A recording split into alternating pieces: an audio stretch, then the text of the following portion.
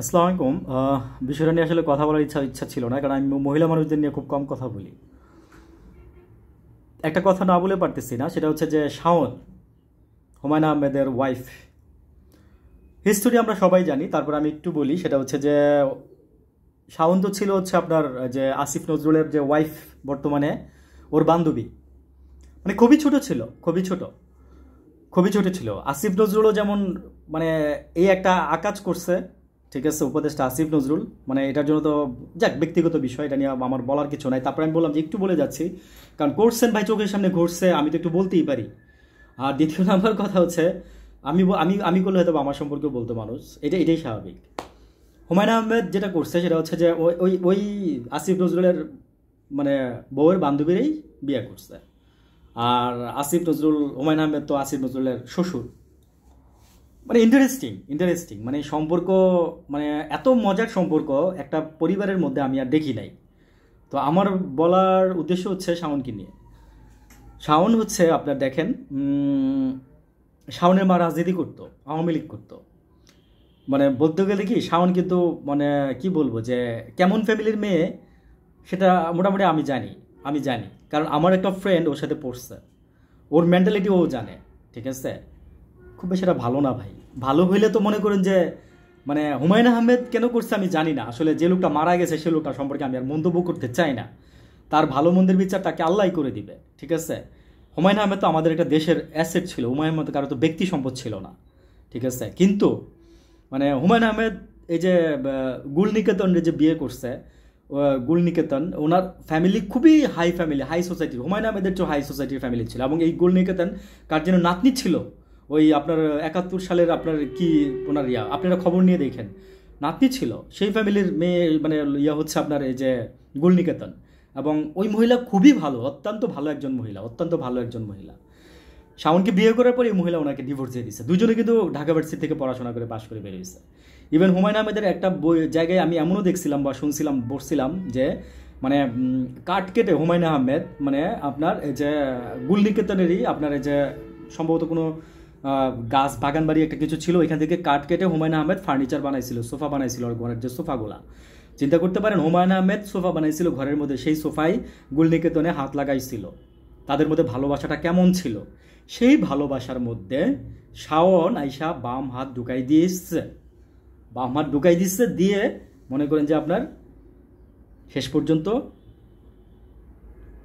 Don't nothing, কিছুই করার নাই আর আপনার। এই ধরনের একটা সিচুয়েশনে ফেলে হুমায়ুন আহমেদকে শাওন বিয়ে করছে, বুঝছেন। তো হুমায়ুন আহমেদের মৃত্যুটা আসলে কি বলবো, যে হুমায়ুন আহমেদের মৃত্যুটাও অনেক রহস্যজনক। মানে এটা নিয়ে তো আসলে কেউ আর তদন্ত করলো না, তো অনেক কিছু শুনছিলাম। তো আমার সবচেয়ে বড় অবাক হওয়ার মতো একটা বিষয় হচ্ছে যে হুমায়ুন আমরা এগুলো আগে জানতাম না আসলে, সত্যি কথা যেটা আজকেই জানলাম। আমি কিছুদিন আগে জানছি যে শাওনের মা রাজনীতি করতো এবং আরও অনেক কিছু। শাওনের মা সম্ভবত আওয়ামী লীগের কোনো পদেই ছিল, বুঝছেন। এবং এই যে বিয়ে শাদী এইসব ঘটনা তো মনে করেন যে আপনার এই যে আওয়ামী লীগ সরকারের আমলেই, বা তারও কিছুদিন আগে হইতে পারে, বা নাহলে আওয়ামী লীগ সরকারের আমলেই হয়েছে। বা যত ন্যাস্টি ঘটনা, যত খুন খারাপি, যত ভয়ানক ঘটনা, যত জঘন্য টাইপের ঘটনা সব মনে করেন যে এই যে আজকে 16টা বছরে হয়েছে, আওয়ামী লীগ সরকারের আমলে হয়েছে।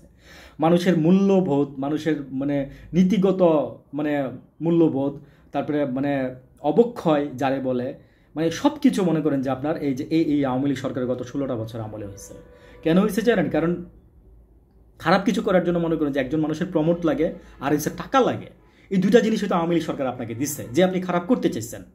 আমরা যারা আজকে ভালো থাকছি, আমরা যারা আজকে ভালোটার দিকে চেয়েছিলাম, হ্যাঁ, ম্যাক্সিমাম মানুষ, আমরা অনেক কষ্ট করছি, আমরা শুধু চেয়ে চেয়ে দেখতাম। শোনেন, মধ্যবিত্ত মানুষের সমাজে, আমাদের এই সমাজে মধ্যবিত্ত মানুষের একটা প্রবলেম কি জানেন?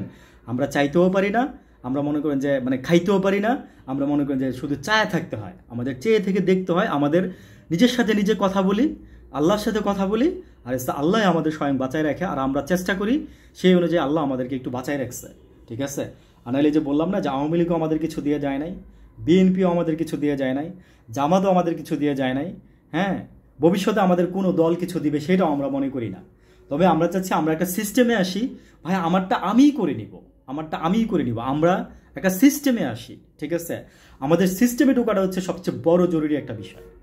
তো এই যে মনে করেন যে শাওনের মতো মহিলা, হ্যাঁ, বইমেলায় মনে করেন যে আপনারা যে শাওনও তো পুরো মানে আওয়ামী লীগের চাটুকারিতাই ভরা ওর মধ্যে। ও তো কোনো শিক্ষিত নারী কিনা আমার আমার আমার ডাউট আছে।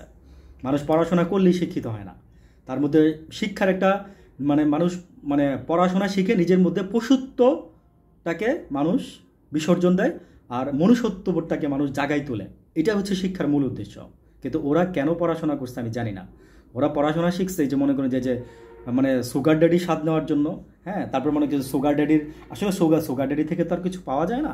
সুগার ড্যাডি হচ্ছে আপনারা মনে করেন যে টাকা দিবে, পয়সা দিবে, হ্যাঁ। এই যে মনে করেন যে বুড়ি বুড়ি এক্সাম্পল আমাদের দেশে হয়ে গেছে। বাংলাদেশে এই যে সুগার ড্যাডির মতো এক্সাম্পল শাওনকে তো বললে ওইটাই বলা যায়, তুমি সুগার ড্যাডি বিয়ে করছো শাওন, বুঝছো শাওন, তুমি সুগার ড্যাডি বিয়ে করছো। তো কেন করছো তোমরা? আমরা জানি এগুলো আমরা জানি, বুঝছো। হাই রে, বড়লোক হওয়ার কত মানে কি বল ভালোবাসা, না ভালোবাসারে বিক্রি করে দাও। আজকে যারা জেনুইন ভালোবাসা, তারা জেনুইন ভালোবাসা মানে ওই তো বললাম যে ভালোবাসারে তোমরা তোমাদের কারণে আজকে ভালোবাসার সাথে ছলনামে যুগ হয়েছে, ছলনামে এই কথাটা যুগ হয়েছে, বুঝছো। আমি নাম ধরে আরও অনেকের নাম বলতে পারবো এই ভালোবাসার, কিন্তু আমি ওইগুলো বলতে চাচ্ছি না। ব্যক্তিগতভাবে আঘাত করার কাউকে আমার কোনো রাইট নাই।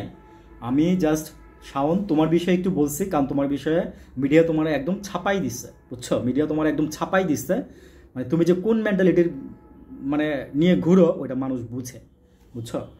মানে যাক, আর কিছু নাই বললাম। ভালো থাকো, ভালো থাকবেন সবাই।